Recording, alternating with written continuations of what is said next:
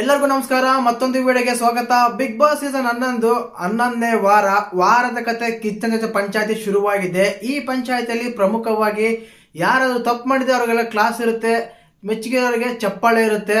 ನಿಮ್ಗೊಂದು ಕ್ಲಾರಿಫಿಕೇಶನ್ ಕೊಡೋಕೆ ಇಷ್ಟಪಡ್ತೀನಿ. ಲಾಸ್ಟ್ ವೀಕಲ್ಲಿ ನಾನು ಒಂದು ಹೇಳಿದ್ದೆ, ಇನ್ಮೇಲೆ ಕಿಚ್ಚನ ಚಪ್ಪಾಳೆ ಕೊಡಲ್ಲ ಅಂತ ಹೇಳಿದ್ರು ಕಿಚ್ಚ ಸರ್ ಅಂತ.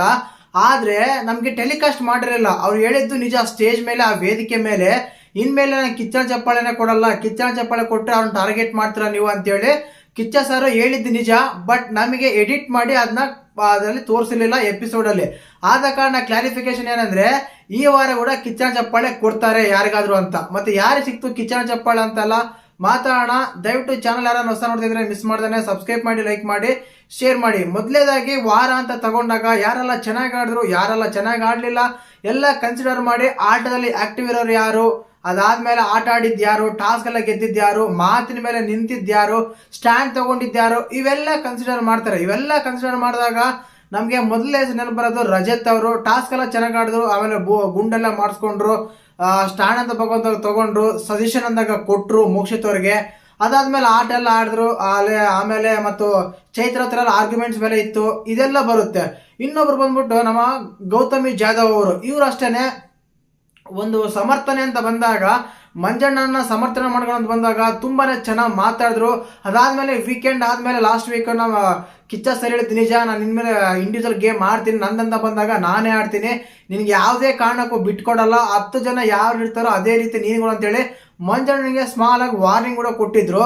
ಆ ರೀತಿಯಾಗಿ ಆಟ ಬಂದಾಗ ಈಗ ಕಳಪೆ ಅಂತ ಹೋದಾಗ ಮಂಜಣ್ಣ ಸಮರ್ಥನೆ ಮಾಡ್ಕೊಂಡಿದ್ದು ಚೆನ್ನಾಗಿತ್ತು, ಗೌತಮಿ ಚೆನ್ನಾಗಿ ಮಾಡ್ಕೊಂಡ್ರು ಸಮರ್ಥನೆ.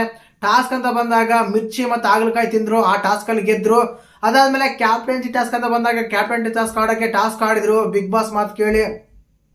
ಅದಾದ್ಮೇಲೆ ಕೊನೆಯಲ್ಲಿ ಶಿಶಿರ್ ಅವ್ರಿಗೆ ಇಬ್ರು ಒಂದು ಟಾಸ್ಕ್ ಬಂದಾಗ ಆ ಟಾಸ್ಕ್ ಕೂಡ ಅದ್ಭುತವಾಗಿ ಆಡಿದ್ರು. ಆಕ್ಚುಲಿ ಒಂದು ಶಿಶಿರು ಗೌತಮ್ ಅಂತ ಕಂಪೇರ್ ಮಾಡ್ಕೊಂಡ್ರೆ ಶಿಶಿರು ಸ್ಟ್ರಾಂಗೇ ಆಗೇ ಇರ್ತಾರೆ. ಒಂದು ಮೇಲ್ ಕಂಟೆಸ್ಟೆಂಟು, ತುಂಬಾ ಒಂದು ಫಿಟ್ನೆಸ್ ಇರ್ತಾರೆ, ಚೆನ್ನಾಗಿ ಆಡ್ತಾರೆ ಕೂಡ.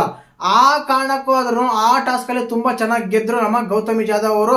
ಓವರ್ ಆಲ್ ಆಗಿ ಈ ವೀಕ್ ಅಲ್ಲಿ ತಗೊಂಡಾಗ ಆಟ ತುಂಬಾ ಅದ್ಭುತವಾಗಿತ್ತು. ಟಾಸ್ಕ್ ಆಡಿದ್ದಾರೆ, ಕ್ಯಾಪ್ಟನ್ ಆಗಿದ್ದಾರೆ, ಮಾತು ಆಡಿದ್ದಾರೆ, ಸ್ಟ್ಯಾಂಡ್ ತಗೊಂಡಿದ್ದಾರೆ, ಎಲ್ಲದರಲ್ಲೂ ಇನ್ಕ್ಲೂಡಿಂಗ್ ಆಗಿದ್ದಾರೆ ನಮ್ಮ ರಜತ್ ಅವರು, ಗೌತಮಿ ಅವರು. ಮತ್ತೆ ಇವರಿಬ್ಬರಲ್ಲಿ ಯಾರು ಕೊಟ್ರೆ ಕಿಚ್ಚನ ಚಪ್ಪಾಳೆ ಚೆನ್ನಾಗಿರುತ್ತೆ ಅಂತೇಳಿ ಕಮೆಂಟ್ ಮಾಡಿ. ನನಗೆ ಬಂದಿರೋ ಅಪ್ಡೇಟ್ ಪ್ರಕಾರ ಇವರಿಬ್ಬರಲ್ಲಿ ಯಾರಾದ್ರೂ ಒಬ್ರಿಗೆ ಖಂಡಿತವಾಗೂ ಕಿಚ್ಚನ ಚಪ್ಪಾಳೆ ಸಿಗುತ್ತೆ ಅಂತ ಹೇಳ್ತೀನಿ.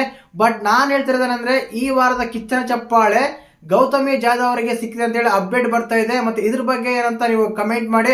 ಒಂದೊಂದ್ಸಲ ಅಪ್ಡೇಟ್ ಕೊಟ್ಟಾಗ ರಾಂಗ್ ಆಗ್ಬಿಡುತ್ತೆ. ಏನಕ್ಕಂದ್ರೆ 2 ಹೆಸರು ಹೇಳಿದ್ರೆ ನಾನು ರಜತ್ ಮತ್ತೆ ಗೌತಮಿ ಅಂತ, ಇವರಿಬ್ಬರಲ್ಲಿ ಯಾರಿಗೋ ಒಬ್ರು ಸಿಗುತ್ತಂತ.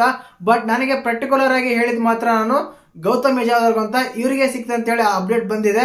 ಬಟ್ ಅಷ್ಟೇನೆ, ನಾನು ಇನ್ನು ಹೇಳಕ್ಕಾಗಲ್ಲ, ಆದ ರೀತಿಯಾಗಿದೆ. ಮತ್ತೆ ಈ ವಿಡಿಯೋ ಇಷ್ಟ ಇದ್ರೆ ಲೈಕ್ ಮಾಡಿ, ಶೇರ್ ಮಾಡಿ, ಸಬ್ಸ್ಕ್ರೈಬ್ ಮಾಡಿ. ಮತ್ತೆ ನಿಮ್ಮ ಪ್ರಕಾರ ಈ ವಾರದ ಕಿಚ್ಚನ ಚಪ್ಪಾಳೆ ಯಾರು ಕೊಡಬೇಕಾಗಿತ್ತಂತ ನೀವು ಕಮೆಂಟ್ ಮಾಡಿ. ಜೈ ಹಿಂದ್, ಜೈ ಕರ್ನಾಟಕ ಮಾತೆ.